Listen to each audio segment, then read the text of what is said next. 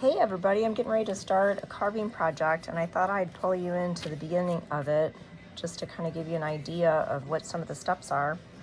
So just a quick video. John designed a custom bag for somebody, and this is very large. Its finished dimensions will be 22 inches wide. I don't offhand know the height of it, but this can give you an idea. So this is just a pattern. We create them on paper first. And if it ends up being something that we regularly create, then John will create some acrylic templates using his laser engraver. So in this bag, I'll be carving 2 golden retrievers. And so it's going to have a panel. This is vegetable tan leather that I use, and I've chosen a thinner leather than I normally carve on. So we'll just see how it goes. I have high confidence that it's going to turn out great, but I just wanted to mention that. So it's a little thinner than normal. You can see the thickness of the leather. So the first thing I do is I plan it out and I cut my leather a little bit larger than what the end result will be, because I'm about ready to show you how I wet it down. That's called casing.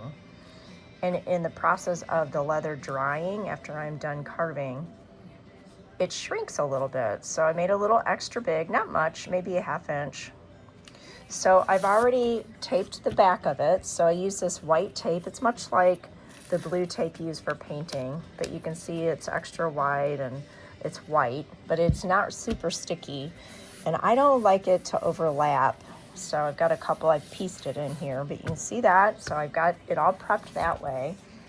Additionally, I have marked the centers. So just like you can see here, John marks the center of every pattern piece so that while you're working with the bag, you have that just as a quick reference for various techniques that you use. So I've marked the centers so that the leather, when I start to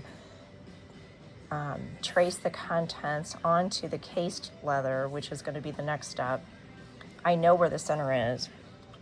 So this video is really just to show you all about tracing. So I have this sponge that I use. I get that wet.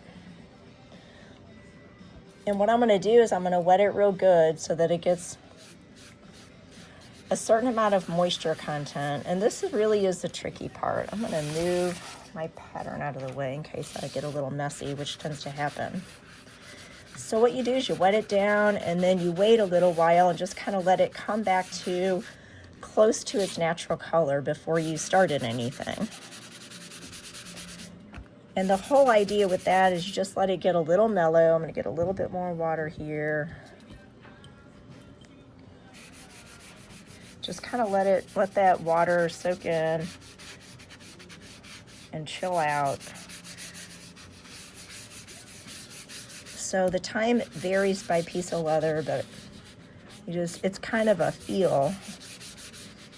And each piece of leather is different. So I think that looks pretty good. So I'm just going to sit and wait now while I work on prepping the border that I'm going to use as my guide for carving before I do the dogs. So thanks for watching and hope you enjoy these. Give me a thumbs up if so.